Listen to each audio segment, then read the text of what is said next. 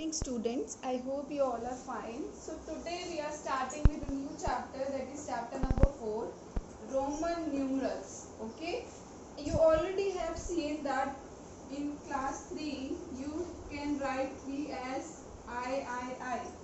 Everyone knows this thing. Okay, so this is a Roman symbol. How many symbols are there in Roman? There are 7 symbols in Roman. How many symbols are there in Roman? 7 symbols. Suppose this for 1 we have I, for 5 we have V, for 10 we can write as X, for 20 we don't know about this special symbol for 20, but for 50 we have L, for 100 we have a symbol C, for 500 we have a symbol D, and for 1000 we have a symbol I, V, X, L, C, D, M. So these are the 7 Roman symbols you know. Okay, that will come in your this chapter, but for your class you just have to study only 3 symbols. These are in your syllabus, this I, V and X. We will study about this. Okay everyone, so now these are some properties are there, that is this I can be repeated only 3 times, this X also can be repeated only 3 times. Okay, and some more other properties are there. And if you will think what will be the symbol of 0, there is no Roman symbol for 0. Okay, there is no symbol for 0 in Roman numerals. Now we will come to the exercise.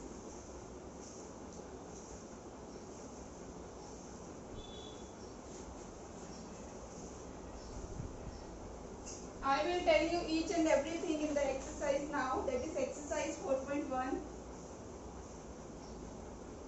Now they are saying in question number 1, that is sum 1, that is you have to do in your book 1, 2, 3, 4, 5, 6, 7, 8. They just have given us counting. We have to write its Roman symbol. Okay, here we have 9 and here we have 10. So what is the Roman symbol for this one? That is I. What is this 2? We can write 2 as 1 plus 1. So what will be the symbol? That is I. How we can write 3? We can write 3 as 2 plus 1. What is 2? That is I. What is 1? Again I. That is 3 times I. I already told you that I has to be only, I can repeat only 3 times maximum, not more than that. Okay.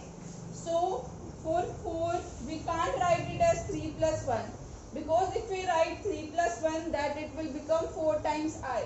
So we can write it as 5 minus 1.